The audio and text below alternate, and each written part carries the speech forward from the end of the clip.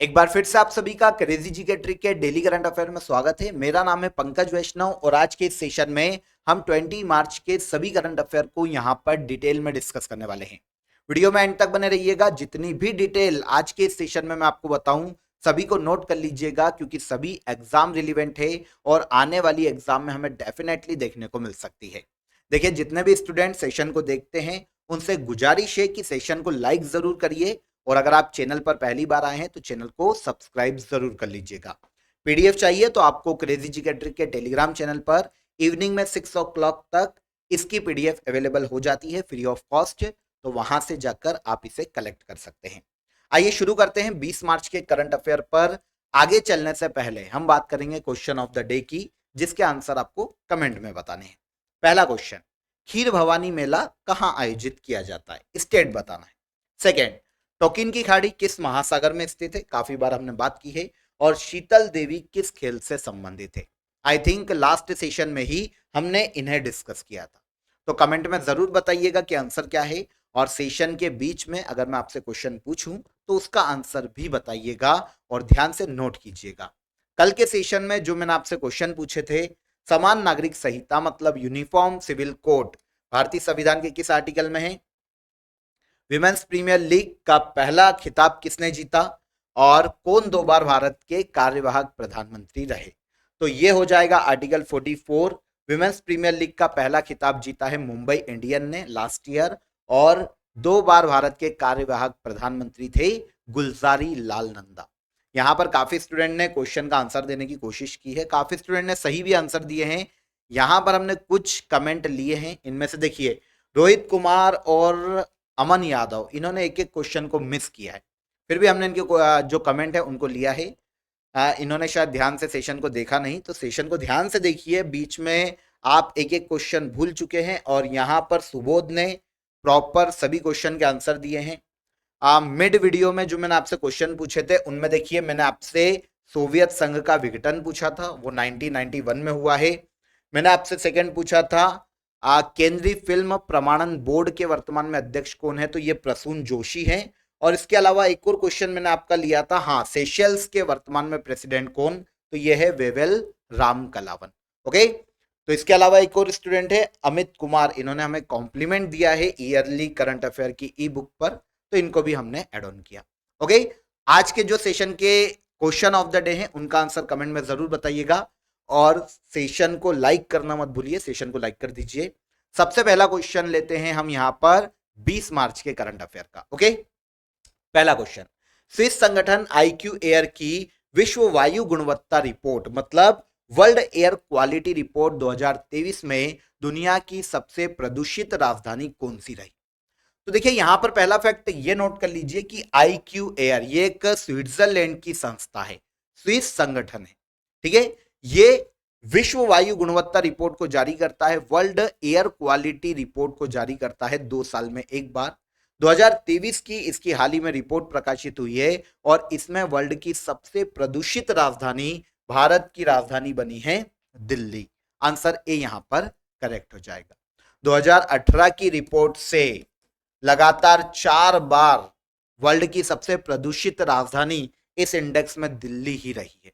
Okay, WHO जो कि health के लिए काम करने वाली अंतरराष्ट्रीय संस्था है, उसका एक अनुमान है कि पूरे वर्ल्ड में 70 लाख लोग हर साल प्रदूषण के कारण होने वाली डिसीज से समय से पहले मृत्यु को प्राप्त हो जाते, समय से पहले उनकी डेथ हो जाती। तो इसीलिए एयर क्वालिटी सुधारना हर देश में बहुत जरूरी है।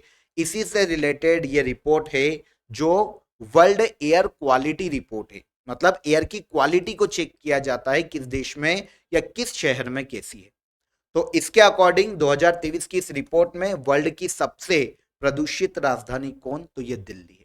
ये इस साल इसकी 6th रिपोर्ट है, यहां पर ये भी याद रखिएगा, ठीक है। आईक्यू एयर ने अपनी इस रिपोर्ट में 2023 की इस रिपोर्ट में 134 कंट्रीज को सम्मिलित किया और इसके अलावा 7,812 अलग अलग प्लेसेस या शहरों को भी शामिल किया, उनके डेटा को कलेक्ट किया और इसके आधार पर वर्ल्ड के सबसे प्रदूषित देशों की, कंट्रीज की या शहरों की सूची इसने जारी की है।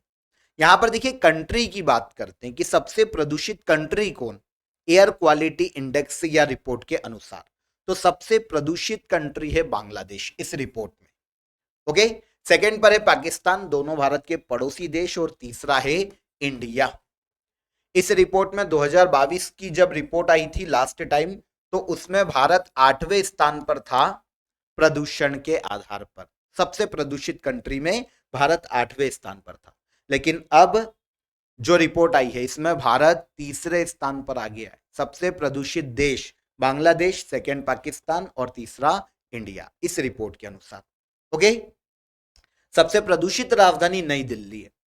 यहां पर इंटरेस्टिंग यह है कि सबसे प्रदूषित महानगर की कैटेगरी में भारत का ही महानगर शामिल है, जो है बिहार की कैपिटल बेगूसराय।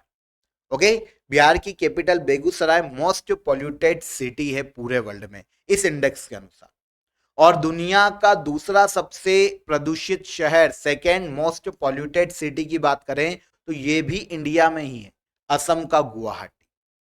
ओके, तो आप समझ सकते हैं कि भारत में प्रदूषण का स्तर किस लेवल का है। इस रिपोर्ट के अनुसार दुनिया के शीर्ष 10 सबसे प्रदूषित शहर मध्य या दक्षिण एशिया से ही आते हैं, और इसमें से दुनिया के जो टॉप 4 सिटीज है वो इंडिया की। ओके, और टॉप कंट्री पूछे तो बांग्लादेश पाकिस्तान के बाद इंडिया तीसरे स्थान पर आता है इस इंडेक्स में या रिपोर्ट में। वर्ल्ड एयर क्वालिटी रिपोर्ट जो कि IQ एयर के द्वारा हाल ही में जारी की गई।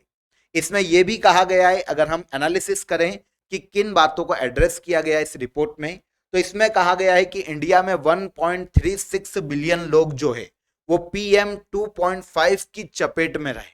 अब आपको यहां पर इस पे कंफ्यूजन आएगा कि PM 2.5 क्या है। तो देखिए, इसे पार्टिकुलेट मैटर के नाम से जाना जाता है। PM ये प्रदूषित पार्टिकल्स होते हैं जिनका जो साइज देखने जाएं तो वो 2.5 माइक्रोन या उससे कम का होता है। ऐसे पार्टिकल्स औद्योगिकीकरण के कारण भी निकल सकते हैं, जंगल की आग से निकल सकते हैं, ताप विद्युत केंद्र में कोयले के कारण भी निकल सकते हैं। ठीक है, ये सांस के साथ सबसे जल्दी जाते हैं मानव शरीर में, तो इनसे जो डिसीज होती है उससे कैंसर का भी खतरा होता है, और सबसे ज्यादा ऐसे क्षेत्रों में ही लोग जल्दी मर जाते हैं ऐसे पॉल्यूशन के कारण। तो इंडिया में 1.36 बिलियन पॉपुलेशन ऐसे एयर में सांस ले रही है, इस इंडेक्स में बताया गया। ठीक है, ये तो एक एनालिसिस से एक छोटी सी बात जो इसने एड्रेस की है, लेकिन यहां पर हमें रैंक पता होना चाहिए कि सबसे प्रदूषित राजधानी इस इंडेक्स में कौन, तो भारत की राजधानी दिल्ली। सबसे प्रदूषित देश कौन, तो बांग्लादेश, सेकंड पर पाकिस्तान और तीसरे पर इंडिया। क्लियर, IQ एयर की रिपोर्ट है, world air quality report 2023। Done. Second question देखेंगे, वर्ष 2023 के लिए 33वें सरस्वती सम्मान से किसे सम्मानित किया गया। तो वर्ष 2023 के लिए जो 33वां सरस्वती सम्मान है वो प्रभा वर्मा को दिया गया। केरल से बिलोंग करते हैं, साहित्यकार हैं और मलयालम साहित्यकार हैं, मलयालम। ठीक है, मलयालम भाषा के साहित्यकार हैं, केरल से बिलोंग करते हैं प्रभा वर्मा।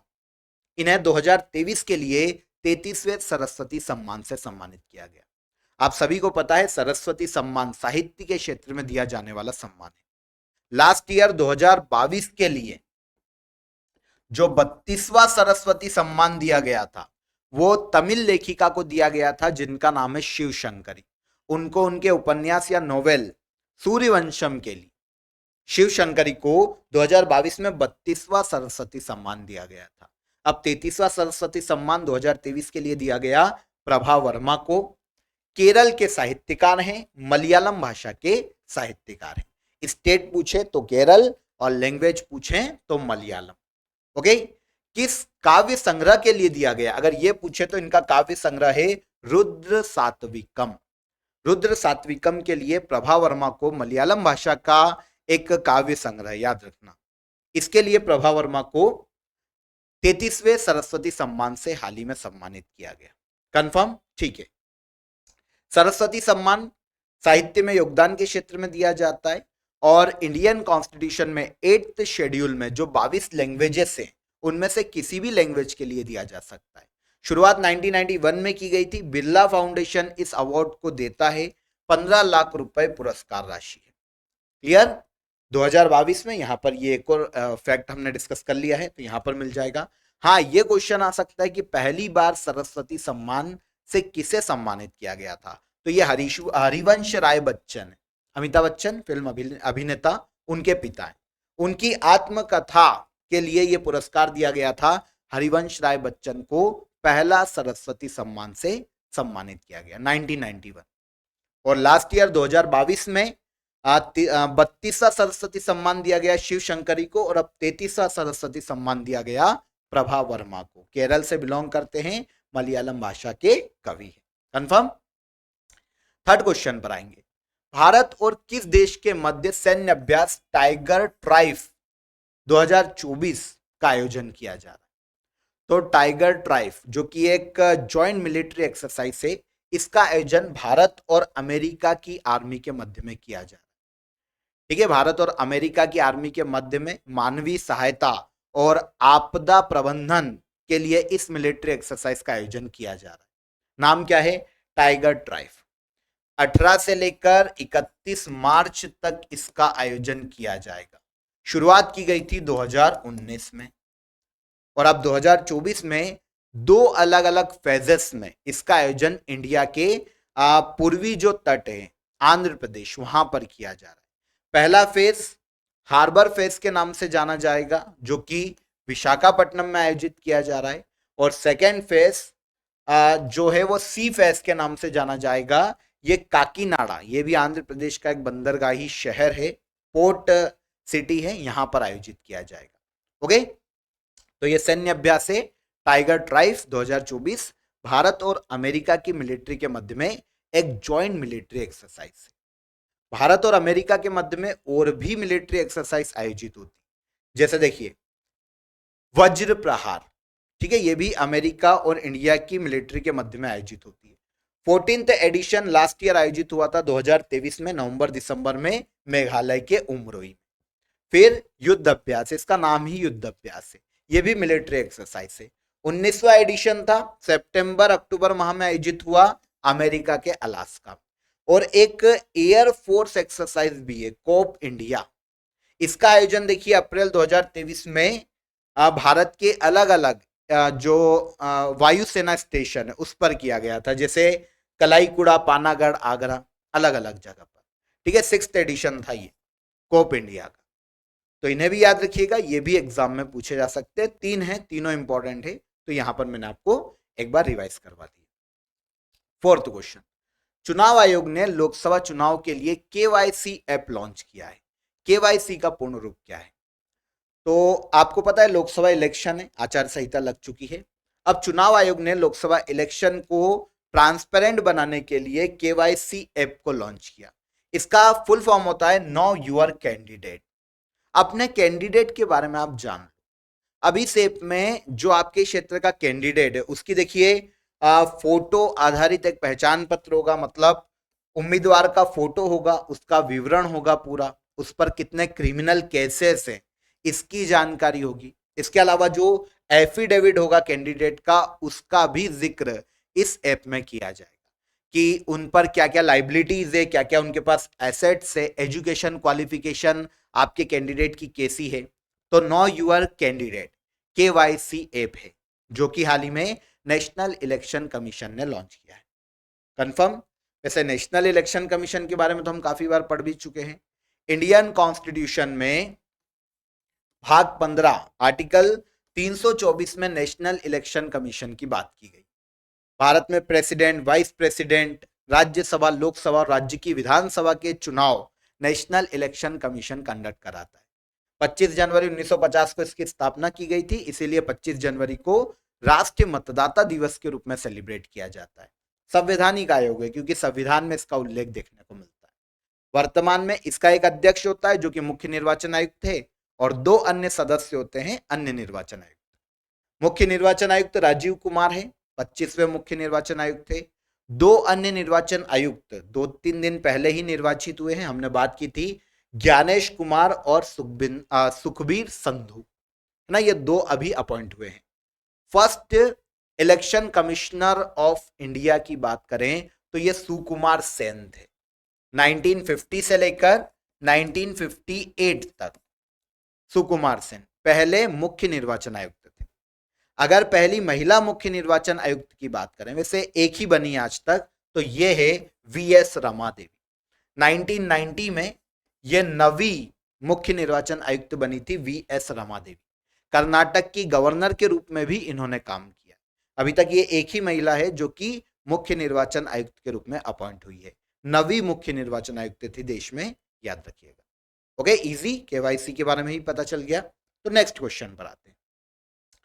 किस राज्य के राज्यपाल सीपी राधाकृष्णन को तेलंगाना के राज्यपाल और पुडुचेरी के उपराज्यपाल के रूप में अतिरिक्त प्रभार दिया गया? देखिए, अभी तक तेलंगाना के गवर्नर और पौंडीचेरी की उपराज्यपाल के रूप में अपॉइंट थी सौंदर्य राजन, ठीक है ना। लेकिन इन्होंने हाल ही में अपना इस्तीफा दे दिया है राज्यपाल के पद से। इसीलिए भारत की प्रेसिडेंट ने झारखंड के राज्यपाल सीपी राधाकृष्णन को अतिरिक्त प्रभार सौंपा है। एक तो तेलंगाना के गवर्नर का और पौंडीचेरी के लेफ्टिनेंट गवर्नर का, मतलब उपराज्यपाल का। इंडियन कॉन्स्टिट्यूशन का आर्टिकल 153 और 155, आर्टिकल 153 ये प्रावधान करता है कि राज्यपाल, राज्य में एक राज्यपाल होगा, ठीक है, राज्य का उच्च संवैधानिक पद है। और आर्टिकल 155 में यह प्रावधान किया गया है कि राज्यपाल की नियुक्ति भारत के प्रेसिडेंट के द्वारा की जाती, ठीक है। तो प्रेसिडेंट ने सीपी राधाकृष्णन, जो कि झारखंड के राज्यपाल हैं, इन्हें अतिरिक्त प्रभार सौंपा तेलंगाना के राज्यपाल के रूप में और पौंडीचेरी के उपराज्यपाल के रूप में। क्लियर हो जाता है? तो ये वही है जो अभी मैंने आपको बताया। अब अदर स्टेट में जो हाल ही में नए गवर्नर अपॉइंट हुए हैं, उनकी भी एक बार हम बात कर लेते हैं। देखिए, ओडिशा के गवर्नर हाल ही में नियुक्त किए गए श्री रघुवर दास, त्रिपुरा के गवर्नर नल्लू इंद्रसेना रेड्डी, बिहार के नए गवर्नर बने हैं राजेंद्र विश्वनाथ अर्लेकर, महाराष्ट्र के नए गवर्नर रमेश बैस, मणिपुर में अनसुईया उइके गवर्नर है और मेघालय में फागू चौहान गवर्नर के पद पर है। इन्हें भी याद रखिए, रिसेंटली कुछ समय पहले ही इनकी नियुक्ति हुई है, तो आपसे पूछा जा सकता है।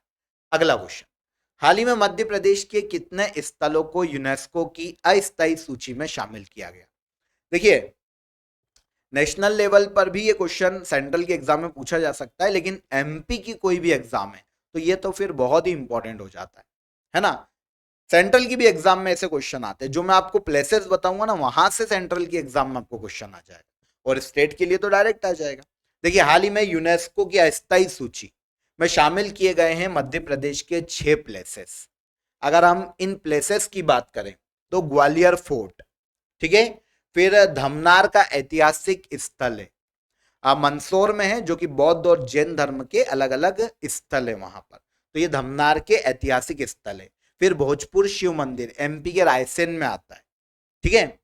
चंबल घाटी के जो रॉक साइट्स है, चंबल वैली में जो रॉक आर्ट साइट्स हैं, उनको भी अस्थायी सूची में शामिल किया गया। खूनी भंडारा मध्य प्रदेश के दक्षिण में बुरहानपुर में एक वाटर चैनल है, जल संरचना है, इसे भी अस्थायी सूची में शामिल किया गया। और इसके अलावा जो रामनगर के गौड़ मेमोरियल है, गौड़ राजवंश के द्वारा बनवाए गए थे मंडला जिले में, इन्हें भी यूनेस्को की अस्थायी सूची में हाल ही में शामिल किया गया। ये 6 प्लेसेस है। डिटेल में देखो, यह है ग्वालियर फोर्ट, एमपी के ग्वालियर में आता है। 525 ईस्वी में ग्वालियर के किले का निर्माण करवाया था राजा सूरज सेन ने। ओके, तो ये भारत का जिब्राल्टर कहलाता है, जिब्राल्टर ऑफ इंडिया, ग्वालियर का किला, ठीक है। सेकेंड, भोजेश्वर महादेव मंदिर, भोजपुर शिव मंदिर है रायसेन में, पूर्व का सोमनाथ कहलाता है, सबसे बड़ा शिवलिंग है भोजपुर शिव मंदिर, राजा भोज ने बनवाया था, परमार वंश के शासक थे मध्य प्रदेश में। इसके अलावा खूनी भंडारा जल संरचना है, ये मध्य प्रदेश के बुरहानपुर में अब्दुल रहीम खान खाना ने बनवाई थी, ठीक है। फिर रामनगर के गोंड मेमोरियल है, गोंड राजवंशों ने बनवाए थे। और इसके अलावा चंबल घाटी के रॉक कला स्थल, रॉक आर्ट प्लेसेस, एमपी के भिंड और मुरैना क्षेत्रों में चंबल नदी घाटी में फैले हुए। और धमनार के ऐतिहासिक समूह, जो कि बौद्ध और हिंदू धर्म से संबंधित प्लेसेस है। ये सभी यूनेस्को की अस्थायी सूची में हाल ही में शामिल किए गए। मध्य प्रदेश में 3 यूनेस्को वर्ल्ड हेरिटेज है, यहां पर याद रखिएगा। एक हमको देखने को मिलता है सबसे पहला खजुराहो के मंदिर, ठीक है, एमपी के छतरपुर जिले में खजुराहो के मंदिर। तो 1986 में पहली बार पहले प्लेस एमपी के, जो कि यूनेस्को विश्व धरोहर सूची में शामिल किए गए। दूसरे सांची के स्तूप एमपी के रायसेन जिले में 1989 में यूनेस्को वर्ल्ड हेरिटेज बने। और लास्ट भीमबेटी का रॉक शेल्टर एमपी के रायसेन में ही है, 2003 में यूनेस्को वर्ल्ड हेरिटेज का दर्जा दिया गया था। तो ये 3 प्लेसेस एमपी में यूनेस्को वर्ल्ड हेरिटेज है, ठीक है। चलिए अगला क्वेश्चन, निम्न में से किसे डायना मेमोरियल अवार्ड 2024 प्रदान किया गया? देखिए पहले इस अवार्ड की बात करते हैं। तो वेल्स, जो कि यूनाइटेड किंगडम का एक पार्ट है, वेल्स की कभी एक राजकुमारी हुआ करती थी डायना, उन्हीं की याद में डायना मेमोरियल अवार्ड दिया जाता है हर साल। ऐसे व्यक्तियों को दिया जाता है जिन्होंने मानवीय सहायता के लिए कोई क्रिएटिव काम किया हो, कोई प्रयास किया हो। हाल ही में डायना मेमोरियल अवार्ड 2024 से 2 भारतीयों को सम्मानित किया गया, उदय भाटिया और मानसी गुप्ता। उदय भाटिया की बात करें तो ये दिल्ली से बिलोंग करते हैं, इन्होंने ऊर्जा संकट से निपटने के लिए काफी क्रिएटिव काम किए। और मानसी गुप्ता की बात करें तो हरियाणा से बिलोंग करती है, अब मेंटल हेल्थ के क्षेत्र में इन्होंने बहुत अच्छा काम किया। तो इन दोनों को ही हाल ही में डायना मेमोरियल अवार्ड 2024 से सम्मानित किया गया, ठीक है ना। पूरे वर्ल्ड में 20 लोगों को यह अवार्ड दिया गया है, इनमें से इंडिया के 2 हैं। कौन कौन? उदय भाटिया और मानसी गुप्ता। अवार्ड के बारे में आपको मैंने बता ही दिया कि यह अवार्ड क्या है, तो यहां पर क्लियर हो जाता है। नेक्स्ट क्वेश्चन देखिए, भारतीय नौसेना ने किस देश के अदन की खाड़ी से हाईजेक जहाज रुएन को समुद्री लुटेरों से बचाया है? तो रुएन बुल्गारिया का एक कमर्शियल जहाज था, कमर्शियल शिप थी, जो कि अदन की खाड़ी से सोमालियाई लुटेरों के द्वारा हाईजेक कर ली गई थी दिसंबर 2023 में, 4 महीने पहले। अब इंडियन आर्मी ने एक ऑपरेशन चलाया जो कि आईएनएस कोलकाता के माध्यम से चलाया गया था, और बुल्गारिया के इस जहाज को, जिसका नाम रुएन है, इसको सोमालियाई लुटेरों से छुड़ाया और जो भी क्रू मेंबर थे उनको भी बचा के लेके आई है इंडियन आर्मी। ओके, तो बहुत ही मतलब बोल सकते हैं ब्रेवरी का काम किया है इंडियन नेवी ने। यहां पर आप समझिए कि हिंद महासागर, अरब सागर के क्षेत्र में भारतीय नौसेना ने अपने दबदबे को यहां पर सिद्ध किया। तो यहां पर हमसे जहाज पूछा गया है कि रुएन किस देश का जहाज है, कमर्शियल शिप है, तो ये बुल्गारिया का है। बुल्गारिया के जो हेड हैं उन्होंने हाल ही में भारत के पीएम को धन्यवाद बोला है इसके लिए, ठीक है ना। अदन की खाड़ी कहाँ आती है? गल्फ ऑफ अदन की बात करें तो यहां पर आप देखिए, आपको भारत के दक्षिण पश्चिमी क्षेत्र में अरब सागर से अगर हम पश्चिम की तरफ जाते हैं तो यहाँ पर गल्फ ऑफ अदन देखने को मिलता है, जो कि अफ्रीका महाद्वीप के उत्तर पूर्व में स्थित है, ठीक है। ये रेड सी है और ये गल्फ ऑफ अदन। यहां से सोमालियाई लुटेरों ने बुल्गारिया के जहाज को हाईजेक किया था रुएन को 4 महीने पहले। अब इंडिया की जो आईएनएस कोलकाता है उसके माध्यम से इंडियन नेवी इस जहाज को छुड़ा कर लेके आई, ठीक है ना। यहां पर बुल्गारिया की थोड़ी सी अगर हम बात करें, देखिए 17 क्रू मेंबर थे उस जहाज पे, इसमें से 7 बुल्गारियाई नागरिक थे, ठीक है। बुल्गारिया की बात करें तो दक्षिण पूर्वी यूरोप का एक देश है। बुल्गारिया कैपिटल है सोफिया, और रुमेन रादेव यहाँ के प्रेसिडेंट के पद पर है, ठीक है। और लेव यहाँ की ऑफिशियल करेंसी। बुल्गारिया मैप पे देखना चाहिए हमको। तो देखिए ये यूरोप महाद्वीप है, दक्षिण में यहां पर आपको देखने को मिलेगा बुल्गारिया। यहां पर बुल्गारिया की नेबर कंट्री के बारे में हमको पता होना चाहिए। तो देखिए इसके उत्तर में है रोमानिया, ठीक है, और पश्चिम में जाते तो सर्बिया, इस इधर जाते हैं दक्षिण पश्चिम में तो मैसेडोनिया, दक्षिण में ग्रीस, और इधर है तुर्की है। ये सभी बुल्गारिया के पड़ोसी देश है। बुल्गारिया की कैपिटल है सोफिया। रुएन इसका कमर्शियल शिप था जिसे भारत ने छुड़वाया है, ठीक है ना। इसके पूर्व में हमें ब्लैक सी देखने को मिलता है। कंफर्म, आगे बढ़ते हैं। 20 मार्च को इंटरनेशनल डे ऑफ हैप्पीनेस बनाया जाता है, मतलब अंतरराष्ट्रीय प्रसन्नता दिवस सेलिब्रेट किया जाता है। ऑफिशियली इसकी शुरुआत किस वर्ष से की गई थी? तो international Day of happiness officially शुरू किया गया था 2013।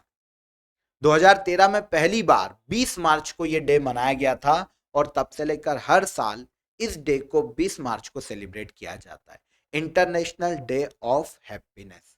पूरे वर्ल्ड में खुशियों के माध्यम से, प्रसन्नता के माध्यम से पीस को बढ़ावा देना, लोगों को खुशी, प्रसन्नता और शांति के प्रति मोटिवेट करना, क्योंकि यही जीवन का अंतिम सार है, ये इन्हें बताना इस डे को मनाए जाने का मुख्य उद्देश्य है। इंटरनेशनल डे ऑफ हैप्पीनेस कब मनाया जाता है? 20 मार्च को हर साल सेलिब्रेट किया जाता है। घोषणा की गई थी 2012 में, लेकिन ऑफिशियली शुरू किया गया 2013 में 20 मार्च को। ठीक है, reconnecting for happiness, building resilient communities 2024 में इंटरनेशनल डे ऑफ हैप्पीनेस की थीम है। 20 मार्च को हर साल सेलिब्रेट किया जाता है। वैसे यहां पर देखिए हैप्पीनेस इंडेक्स की भी हम बात कर सकते थे, लेकिन कुछ दिनों में नया आने वाला है इंडेक्स, तभी हम उसको डिस्कस करेंगे। नया जो इंडेक्स आएगा, वर्ल्ड हैप्पीनेस रिपोर्ट जो आएगी, उसको हम बाद में डिस्कस करेंगे। ठीक है, लास्ट क्वेश्चन आज के करंट अफेयर का, चर्चित खिलाड़ी गुलवीर सिंह किस खेल से संबंधित है? तो गुलवीर सिंह की बात करें तो ये दौड़ या रेस से संबंधित भारतीय खिलाड़ी, उत्तर प्रदेश से बिलोंग करते हैं। अभी सुर्खियों में क्यों है? तो देखिए हाल ही में एक रेस हुई है अमेरिका के कैलिफोर्निया में, द 10 2024 एथलेटिक्स मीट। इसमें 10,000 मीटर की रेस इन्होंने 27 मिनट 41 सेकेंड में पूरी करके नेशनल रिकॉर्ड अपने नाम किया है। वैसे इस रेस में तो ये दूसरे स्थान पर रहे, लेकिन भारत का 10,000 मीटर मतलब 10 किलोमीटर रेस का जो रिकॉर्ड था, जो ऑलमोस्ट 28 मिनट का था, अभी हम आगे बात करेंगे, उसको इस रेस को 27 मिनट 41 सेकेंड में पूरा किया। और 16 साल पुराना जो नेशनल रिकॉर्ड था, जो कि इनके पहले सुरेंद्र सिंह के नाम था, उन्होंने 28 मिनट 2 मिनट में 10,000 मीटर की रेस को पूरा किया था, उसको तोड़ा है अब गुलवीर सिंह ने। ओके, इंडियन धावक हैं, उत्तर प्रदेश राज्य से बिलोंग करते हैं, और 2022 के एशियाई गेम्स में, जो कि चीन के हांगजू में हुए थे, उसमें इन्होंने ब्रॉन्ज मेडल अपने नाम किया था। तो यहां पर बात हुई है गुलवीर सिंह की कि किस खेल से संबंधित है। तो गुलवीर सिंह दौड़ या रेस से संबंधित भारतीय खिलाड़ी है।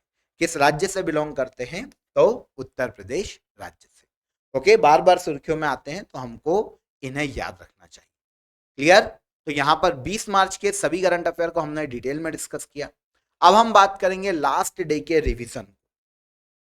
ध्यान से देखिएगा, विमेंस प्रीमियर लीग के सीजन 2 का खिताब दिल्ली कैपिटल को हराकर किसने जीता? क्या था हमारा answer? Royal challenger Bengaluru. Second question, Vladimir Putin कौन से कार्यकाल के लिए रूस के प्रेसिडेंट चुने गए? तो ये 5वां कार्यकाल है। आंसर हो जाएगा आंसर बी। निर्वाचन आयोग ने किस भारतीय दिव्यांग खिलाड़ी को राष्ट्रीय दिव्यांग आइकॉन बनाया? शीतल देवी। आज का हमारा क्वेश्चन है किस खेल से संबंधित है, बताना कमेंट में जरूर।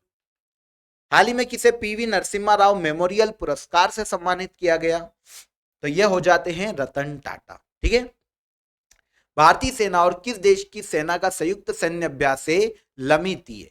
तो ये भारत और सेशल्स का संयुक्त सैन्य अभ्यास है। मद्रास संगीत अकादमी ने किस कर्नाटक संगीतकार को संगीत कलानिधि अवार्ड से सम्मानित किया? तो यह है टी.एम. कृष्णा। इसके बाद उत्कृष्ट महिला पत्रकार के लिए चमेली देवी जैन पुरस्कार 2024 ग्रीष्मा कुठार और रितिका चोपड़ा को दिया गया। अगला क्वेश्चन, चर्चित रेगजेंस प्रायद्वीप कहां पर स्थित है? तो यह आइसलैंड में स्थित है। आगे, सरकार ने सिनेमेटोग्राफ अधिनियम 2023 लाए थे लास्ट ईयर, अब इसे अधिसूचित किया है। किसका स्थान लिया? तो इसने सिनेमेटोग्राफ नियम 1983 का स्थान लिया है। लास्ट क्वेश्चन क्या था हमारा? हाल ही में तमिलनाडु राज्य सरकार ने राज्य में पीएम श्री योजना को लागू करने की घोषणा की। सेंट्रल गवर्नमेंट ने इस योजना को देश में 2022 में लॉन्च किया। कंफर्म? तो लास्ट डे के जितने भी करंट अफेयर थे उनको यहां पर हमने रिवाइज कर लिया।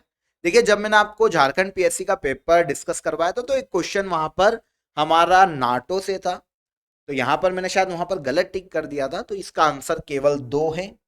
काफी स्टूडेंट के कमेंट आए थे, तो देखिए शब्दों को छोड़िए, भावनाओं को समझिए। मैंने आपको ऐसे पूरा एक्सप्लेन कर दिया था ना कि नाटो में 32वां सदस्य 32 सदस्य देश हैं, तो ये 42 है, तो पहला ऑब्वियसली यहाँ पर गलत था, सेकंड सही था क्योंकि मुख्यालय बेल्जियम के ब्रुसेल्स।